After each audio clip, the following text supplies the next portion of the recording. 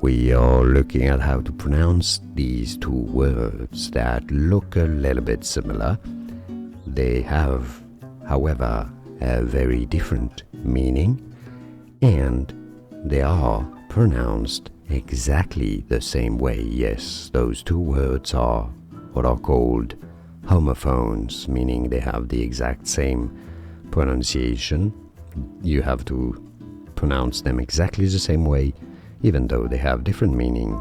So, let's start. The top word is pronounced as hall, okay?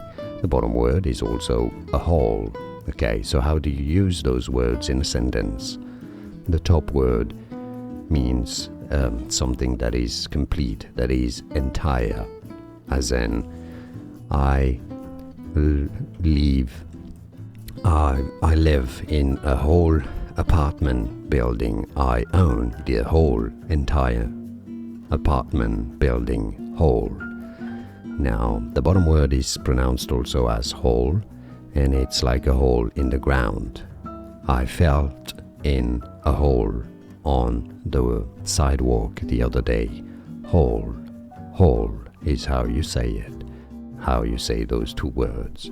And now you know. More videos for you here to learn more correct pronunciation. See you there. Thanks for watching.